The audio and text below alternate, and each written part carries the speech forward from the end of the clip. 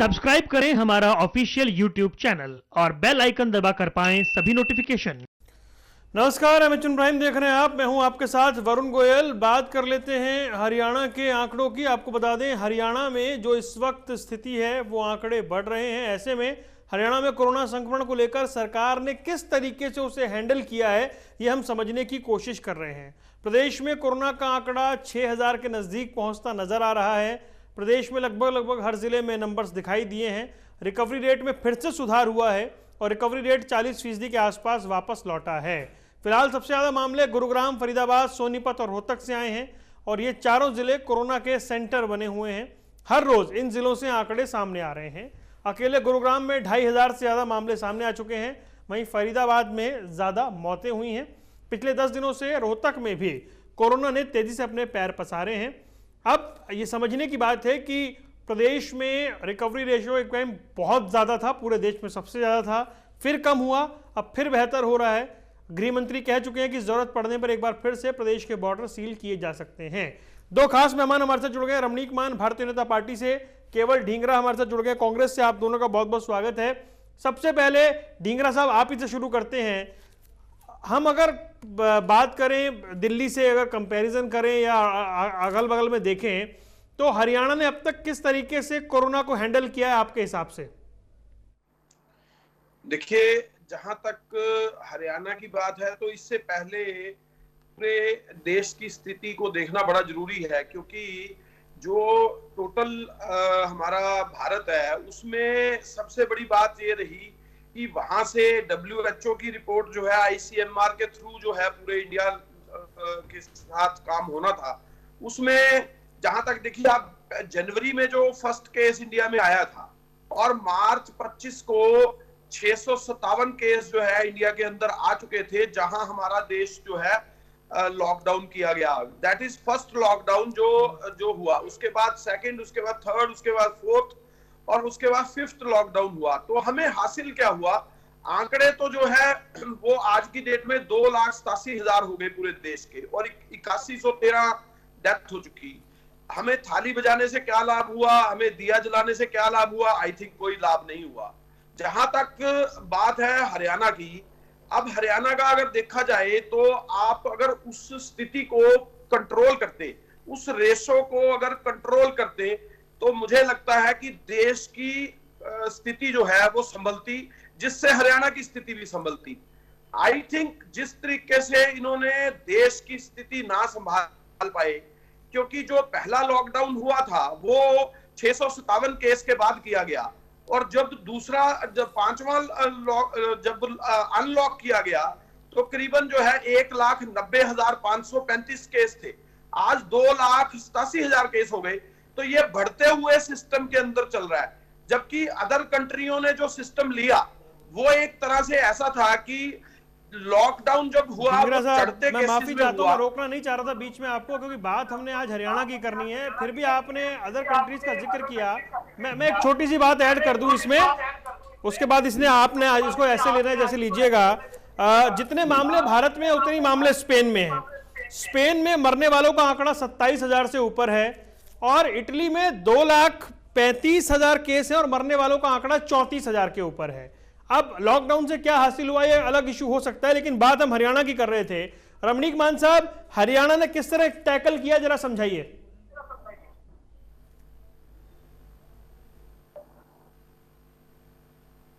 जो हरियाणा के अंदर एनसीआर के जिले जैसा कि आपने खुद चिन्हित किया, गुरुग्राम, फरीदाबाद, सोनीपत और रोहतक, इन जिलों को छोड़ के अन्य जिलों के अंदर, खासतौर पे जिस प्रकार मैं पंचकुला में हूं, हमारे बिल्कुल निकट ही चंडीगढ़ है और चंडीगढ़ में माननीय ये केवल ढींगरा जी रहते हैं, तो मैं समझता हूं कि इनको खुद ज्ञात होगा कि चंडीगढ़ के बनिस्बत पंचकुला के हालात बहुत बेहतर है। अंबाला, करनाल, कुरुक्षेत्र, जो हमारे उत्तर हरियाणा का जो इलाका है, जो दिल्ली से थोड़ा सा दूर है, उसके अंदर बहुत बढ़िया और बहुत अच्छे हालात हैं।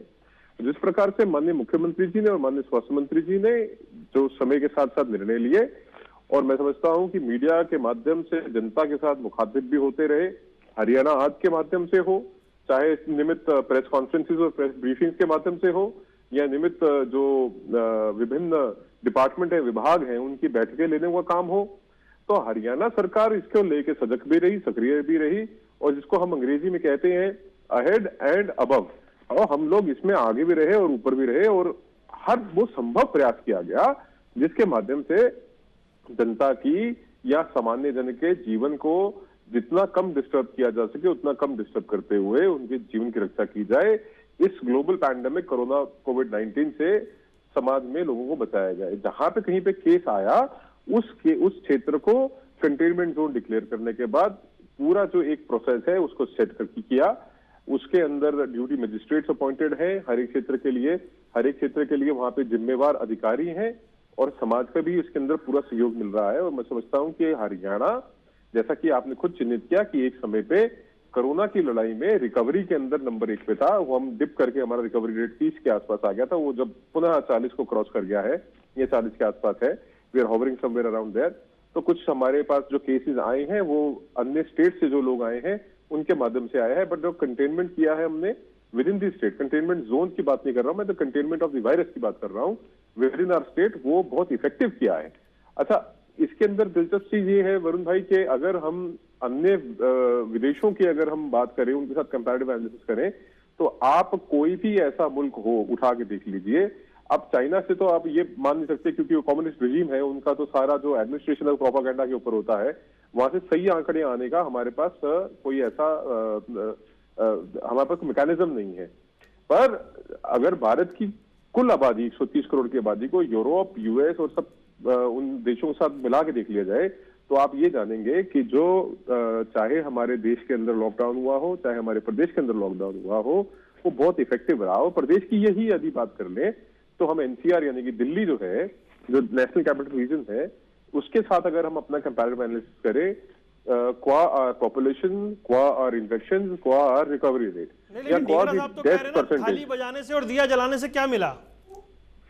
देखिए, थाली बजाने से और दिया जलाने से दो काम हुए। एक तो जनता इस चीज को लेकर सजग हुई, और जो लोग इस कोरोना महामारी के दुष्प्रभावों से उनको ज्ञात था, वो लोगों को ज्ञात हुआ। और ये जो हमारा 75 दिन का जो लॉकडाउन रहा, 72 दिन का, इस लॉकडाउन के दौरान भारत की 130 करोड़ जनता को कोरोना वायरस से किस प्रकार से लड़ना है, अपने आप को किस प्रकार से बचाना है, अपने परिवार को किस प्रकार से बचाना है, उसके क्या सिम्टम्स है और उनके साथ किस तरह डील करना है, ये एक एक चीज पता लगी। चाहे हरियाणा की बात करें तो चाहे वो 108 हेल्पलाइन हो, चाहे वो 1075 जो मेडिकल हेल्पलाइन हो, उसके माध्यम से आपके पास अभी सही आंकड़ा नहीं है, पर जो पिछला आंकड़ा था मेरे पास, करीबन 24 लाख टेलीफोन कॉल्स जो है इस पे लोगों के आए थे, जिन्होंने अपनी विभिन्न इलनेसेस, अपनी विभिन्न बीमारियों के लिए, तो उसके ऊपर लोगों ने क्लैरिफिकेशन लिया है। और ये निरंतर जो है, चाहे वो इंगेजमेंट ऑफ प्राइवेट हॉस्पिटल्स हो, प्राइवेट डॉक्टर्स हो, या जो हमारे सरकारी डॉक्टर्स हैं, उनका बड़ा एक अच्छा योगदान रहा है इसके अंदर। ठीक है, ढींगरा साहब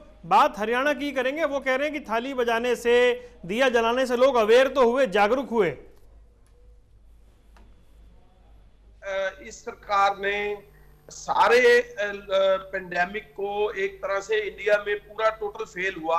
अब मैं हरियाणा की एक जो बात करूं तो पहले ये कह रहे थे कि जो हरियाणा के अंदर जो जितने केसेस आए, और हमने कई बार इसके बारे में चर्चा भी करी कि हरियाणा के अंदर जो केस आए वो दिल्ली से तबलीग की जमात के थ्रू हरियाणा के अंदर केस आए। आज ये मेरे को बताएं कि जो केसेस फरीदाबाद, गुड़गांव, सोनीपत, झज्जर, रोहतक आ रहे हैं, क्या वो तबलीग की जमात से आ रहे हैं, या आंकड़े जो हैं अब दिल्ली सरकार के ऊपर जो है छींटा टिकनी शुरू कर दी कि वहां से हम जो है बॉर्डर बंद करेंगे क्योंकि दिल्ली से लोग आ रहे हैं।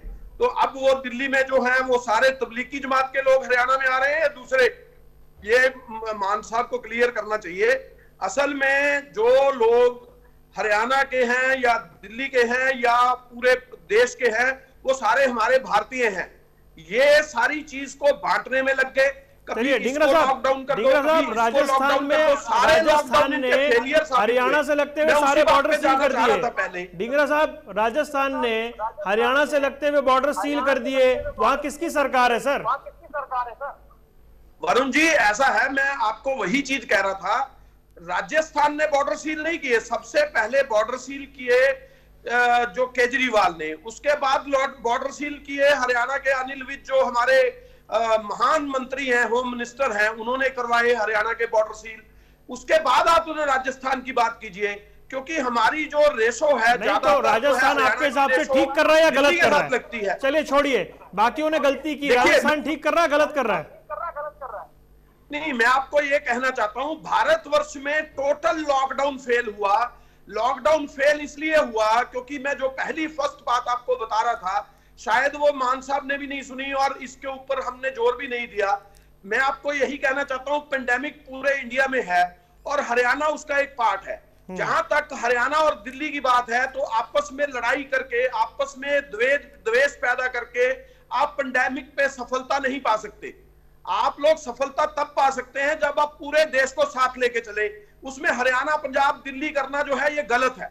मेरे हिसाब से ये चाहिए था कि इनको चढ़ती रेशों के अंदर जो इनको समझ के हिसाब से लॉकडाउन, जो आईसीएमआर की रिपोर्ट कह रही थी, उसके समन्वय से लॉकडाउन करना चाहिए था। या तो इनकी समन्वय की, आईसीएमआर की और सरकार की आपस में समन्वय की कमी रही, ठीक है, इस वजह से लॉकडाउन गलत टाइम पे किया गया और लॉकआउट भी गलत, जो अनलॉक किया वो भी गलत टाइम पे किया गया। तो मैं ये समझता हूं कि सरकार की सारी नीतियां फेल रही इस मामले में। ठीक है, इसीलिए राहुल गांधी जी ने भी ये कहा था कि लॉकडाउन और लॉकआउट, अनलॉक जो है वो फेलियर रहा। ठीक है, क्योंकि उसकी आपको बात समझनी पड़ेगी। डिंगरा साहब ने आपने सवाल पूछ लिया, रमनीक मान साहब जवाब देंगे। मान साहब मैं ब्रेक के बाद ब्रेक ले रहा हूं, वापस आएंगे, जवाब आपसे लेंगे। लॉकडाउन भी गलत हुआ, अनलॉक भी गलत हुआ, कहां चूक हुई ये डिंगरा साहब कह रहे हैं। रमनीक मान साहब जवाब दीजिए। डिंगरा साहब ने कहा था ना लॉकडाउन ठीक हुआ ना अनलॉक ठीक हुआ। देखिए वरुण भाई, अब ढींगरा साहब जिस नेता का अनुसरण करते हैं या जिस नेता के विचारों का अनुपालन करते हैं, उसके ऊपर टिप्पणी करना, मैं ये समझता हूं कि क्या अब मैं उसके बारे में, देखिए अब मैं राहुल गांधी जी के विषय में बात करी तो राहुल गांधी जी का ये कहना था फरवरी माह में कि लॉकडाउन लगा दीजिए, और लॉकडाउन यथार्थ में इफेक्टिवली इंप्लीमेंट हुआ 24 मार्च को। तो अब या तो इनकी बात मान ली जाए ढींगरा जी की कि लॉकडाउन जल्दबाजी में लगा, या फिर राहुल गांधी जी की बात मान ली जाए जो चाहते थे कि दूसरे हफ्ते में फरवरी के लग जाए, जो वैलेंटाइन के आसपास उनको पता नहीं क्या विचार आया होगा इस प्रकार का। हकीकत यह है कि जो गवर्नमेंट्स होती हैं, जो सरकारें होती हैं, they have to act responsibly. तो जो WHO की गाइडलाइन है जिसमें इसको ग्लोबल पैंडेमिक डिक्लेयर किया, वो 13 या 14 मार्च के आसपास डिक्लेयर किया गया। उसके बाद जो लॉकडाउन है या जो प्रोसीजर्स हैं, जो ले डाउन करने हैं, जो जिस प्रकार से इस लॉकडाउन के जितने एक्सटेंशन आए और जो ये अनलॉक आया है, उसके अंदर चाहे वो कांग्रेस शासित प्रदेश हो, चाहे वो अन्य किसी पार्टी के शासित प्रदेश हो या भाजपा के शासित प्रदेश हो, एक फेडरल स्ट्रक्चर के तहत सभी मुख्यमंत्रियों को एक साथ लेके एक कंसेंसस बिल्डिंग के माध्यम से ये सारे काम किए गए। उसके अंदर चाहे पंजाब हो, चाहे राजस्थान हो, या मध्य प्रदेश हो, ये सभी मुख्यमंत्री, मैं इसलिए नाम ले रहा हूं क्योंकि कांग्रेस या तो इन प्रदेशों में सरकार में है या उनके समर्थन से सरकार चलती है। जब इस प्रकार की बात करते हैं तो थोड़ा सा इनको एक बार झांक के देख लेना चाहिए कि ये कितनी सच्चाई में है और कहां खड़े हैं और क्या बोल रहे हैं।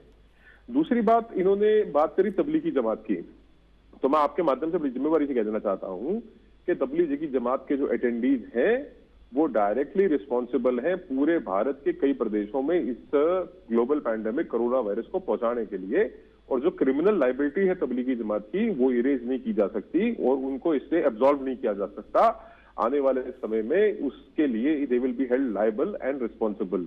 अब तीसरी और महत्वपूर्ण बात, भारतीय जनता पार्टी की चाहे हरियाणा प्रदेश की सरकार हो चाहे केंद्र की सरकार हो, केंद्र की सरकार हरियाणा प्रदेश के द्वारा उठाए गए कदमों का उसने सराहना की है, और भारतीय जनता पार्टी की जो केंद्रीय सरकार माननीय मोदी जी द्वारा जो लीड की जा रही है वो भारत के प्रधानमंत्री हैं। ये कई बार कांग्रेस के प्रवक्ताओं को, नेताओं को समझने में थोड़ी कठिनाई होती है कि वो भारतीय जनता पार्टी के प्रधानमंत्री नहीं है, वो भारत के 130 करोड़ जनता के प्रधानमंत्री हैं। और जो ग्लोबल स्टेज है, जो अंतर्राष्ट्रीय पटल है वरुण भाई, उसके ऊपर निरंतर माननीय मोदी जी की सराहना हुई है, प्रशंसा हुई है। India has emerge strong, Bharat एक मजबूत राष्ट्र के रूप में उभर के आया है। जिस प्रकार से हमारे यहाँ पे आज भी ग्लोबली अगर हम देखें तो जो डेथ रेट है या हमारा रिकवरी रेट है, डेथ रेट बहुत लो है। हरियाणा पे आना चाह रहा था, ठीक है, क्योंकि हमें चर्चा बढ़ाते रहते हैं। मान साहब, क्या ऐसा लग रहा है कि जैसा अभी ढींगरा साहब ने कहा कि जी दिल्ली पर छींटाकशी मत करिए, या मतलब दिल्ली को एक तरह से जिम्मेदार मत ठहराइए एनसीआर के मामलों के लिए, हरियाणा की अपनी तैयारी के लिहाज से ये बात आप कैसे देख रहे हैं? देखिए, मैं आपको एक बात बताता हूं वरुण भाई। जैसे अनलॉक हुआ है और जो केंद्रीय गृह मंत्रालय के जो गाइडलाइंस है फेडरल स्ट्रक्चर के तहत है, हमारे को उनका अनुपालन करना हमारे लिए अनिवार्य है। पर जब कहीं ऐसा प्रतीत होगा कि हमारे को बॉर्डर्स को पुनः सील करने की आवश्यकता है, तो वो माननीय गृह मंत्री ने, यानी कि जो हमारे प्रदेश के स्वास्थ्य मंत्री भी हैं माननीय विज साहब ने, अनिल विज जी ने ये कहा है कि जब भी ऐसा लगेगा, उचित समझेंगे, तो हम पुनः अपने स्टेट के बॉर्डर्स को एक बार दिल्ली की तरफ से सील करेंगे। देखिए, जो भी यथासंभव प्रयास होंगे उनको इंप्लीमेंट किया जाएगा। अनलॉक के अंदर भी जो चाहे वो आप मान लीजिए रिलीजियस इंस्टीट्यूशंस हैं, यानी कि जो धार्मिक संस्थान है, मंदिर, गुरुद्वारा, मस्जिद, उनके अंदर रिस्ट्रिक्शंस के साथ उनको ओपन किया है। शॉपिंग मॉल्स को रिस्ट्रिक्शंस के साथ ओपन किया गया है। गर्मी का मौसम है, इस मौसम में हमारे बच्चे स्विमिंग पूल में खेला करते, जिम, स्विमिंग पूल, ये सब चीजें बंद हैं। इसका कारण यही है कि हमने कंटेन करना है स्प्रेड ऑफ डिजीज को, और हमने जैसे कहते हैं जान भी है और जहान भी है, हमने दोनों काम करने हैं। तो एक उस मेथोडोलॉजी के ऊपर या एक उस विचार के साथ हम आगे बढ़ रहे हैं। ठीक है ढींगरा साहब, आपको क्या कहना है कि सरकार कह रही है जान भी है जहान भी है और उसी हिसाब से हम आगे बढ़ रहे हैं? वरुण जी, यही तो प्रॉब्लम है। आप ये देखिए, 5वें लॉकडाउन में जो बात रखी गई वो सरकार की तरफ से ये रखी गई, सेंटर सरकार की तरफ से, कि हम स्थितियों को अनलॉक करने जा रहे हैं। पर हरियाणा सरकार की स्थिति ये है कि वो जो अभी अनिल विज जी का महान मंत्री जो है अनिल विज जी, उनका जो बात करें या हमारे हरियाणा के मुख्यमंत्री की बात करें, तो वो ये कह रहे हैं कि हम लॉकडाउन दोबारा करने जा रहे हैं। तो आप ही समझे वरुण जी इनसे, कब कहा उन्होंने कि हमारी कोई ऑफिशियल बयान आया क्या सर? ढींगरा करने की है? नहीं, ढींगरा साहब पब्लिक प्लेटफॉर्म है ना, सारे सुन रहे हैं। नहीं ढींगरा साहब, ये ऑफिशियल स्टेटमेंट कब आई सीएम की तरफ से या होम मिनिस्टर की तरफ से कि हम लॉकडाउन करने जा रहे हैं? जरा टाइम दे, आपने इतना टाइम इनको दिया, थोड़ा सा मेरी भी बात सुन ले। नहीं सर, आप भी बोलिए, मैं तो आपसे ये पूछ रहा हूं। आप देखिए, चैनल पे आप हैं, हरियाणा की पब्लिक सुन रही है। आपने कहा कि सीएम और होम मिनिस्टर ने कहा कि लॉकडाउन दोबारा करने जा रहे हैं, ऐसा कब कहा? मैं वही पूछना चाह रहा हूं, जब आपने अभी अपने दौरे में कहा कि ये दिल्ली को बंद करने जा रहे हैं, आप ये कह रहे हैं कि दिल्ली को बंद करने जा रहे हैं, दिल्ली को बंद करने जा रहे हैं या नहीं? बॉर्डर सील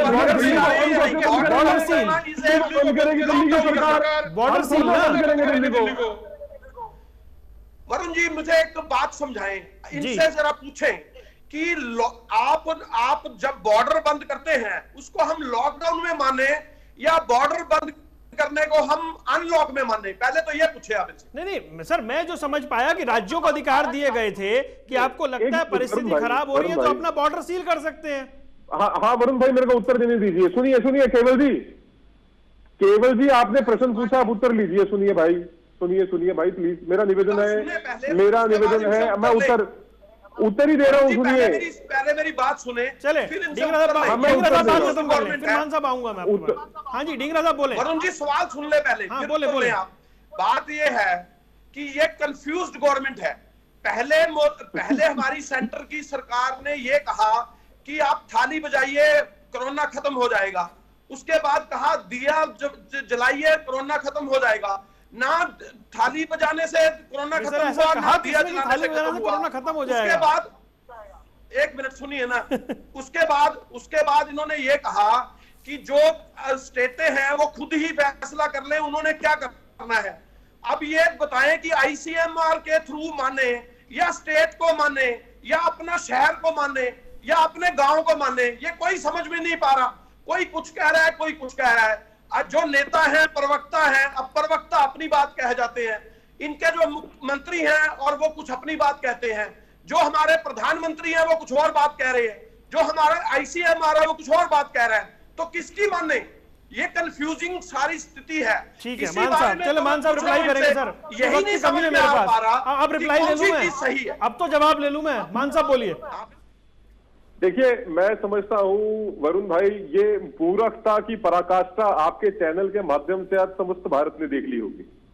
ये कह रहे हैं कि माननीय प्रधानमंत्री जी ने कहा कि थाली बजाने से और दिया जलाने से कोरोना खत्म हो जाएगा। ऐसा तो कभी किसी ने नहीं कहा।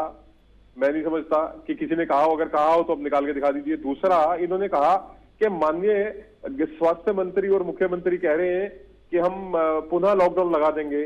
अरे भाई ये कब कहा किसी ने, वो बता दीजिए। अरे तीसरा, इन्होंने अभी कहा कि लॉकडाउन का और बॉर्डर सील का अंतर। अरे जब आपके नेता, आपके शीर्ष नेतृत्व और आप स्वयं, मैं क्षमा के साथ कहता हूं कि इतने मूर्ख हैं कि आपको ये बात ही समझ में नहीं आती कि लॉकडाउन का अर्थ होता है कि समस्त प्रदेश को बंद करना, और बॉर्डर सील करने का मतलब होता है कि इंटर स्टेट यानी अंतरराज्यीय यातायात को रिस्ट्रिक्ट करना। वो रिस्ट्रिक्ट से अर्थ मेरा ये है, बॉर्डर सील करने का मतलब नहीं कि एम्बुलेंस और एसेंशियल सर्विसेज नहीं जा सकती। एम्बुलेंसेज और एसेंशियल सर्विसेज तो फिर भी करेंगी। तो भैया किसने बंद किया? अरे भैया आप लोग कर क्या रहे हैं? थोड़ा सा एजुकेट योरसेल्फ, थोड़ा पढ़ के आइए साहब, थोड़ा एजुकेट योरसेल्फ, आपके लिए अच्छा रहेगा। करेंगे तो किसी का बिजनेस चल पाएगा क्या? सर ये मूर्खता की पराकाष्ठा ना दिखाइए। ऐसा लग रहा है कि डिरेल हो रहे हैं हम। मैं माफी चाहता हूं क्योंकि बात हम हरियाणा की कर रहे थे और बार बार कोशिश की कि हम हरियाणा के संदर्भ में चीजों को समझें। मान साहब मैं माफी चाहता हूं, फिर आगे कभी मिलेंगे तो चर्चा को करते रहेंगे। अभी वक्त की कमी है, लेकिन ये साफ है कि लड़ाई अभी लंबी है और ऐसे में अभी से लड़ना होगा। अभी जल्दबाजी करने की जरूरत किसी को नहीं है। आप दोनों का जुड़ने के लिए बहुत बहुत शुक्रिया, नमस्कार। फिलहाल इस खास पेशकश में इतना ही, दीजिए इजाजत, फिर मिलेंगे।